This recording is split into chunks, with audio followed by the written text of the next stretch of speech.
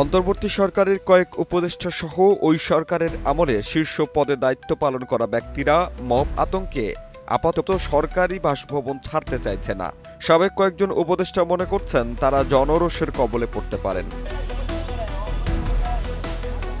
অন্তর্বর্তী সরকারের আমলের তুলনায় বর্তমানে আইন শৃঙ্খলা পরিস্থিতির উন্নতি হলেও মব আতঙ্কে তারা আপাতত সরকারি বাসভবন ছাড়তে অনীহা প্রকাশ করছেন।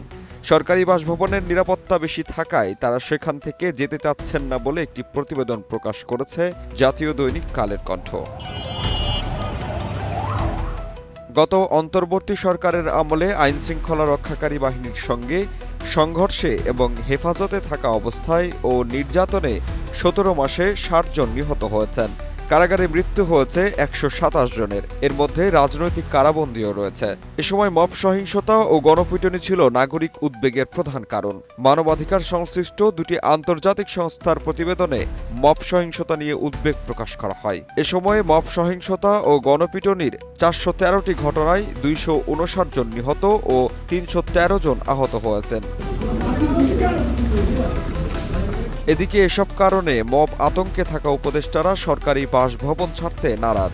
তবে বিগত অন্তর্বর্তী সরকারের উপদেষ্টাদের সরকারি বাসভবনে বেশিদিন রাখতে চাইছে না গৃহায়ন ও গণপূর্ত মন্ত্রণালয়। চলতি মাসের মধ্যেই তাদের বাড়ি ছেড়ে দেওয়ার ইঙ্গিত দেওয়া হয়েছে। মার্চ বা এপ্রিল মাসে কেউ সরকারি বাসা ব্যবহার করলে তাকে সরকার নির্ধারিত ভাড়া পরিশোধ করতে হবে। জাহিদ হাসান সাব্বির, বাংলা নিউজ 24, ঢাকা।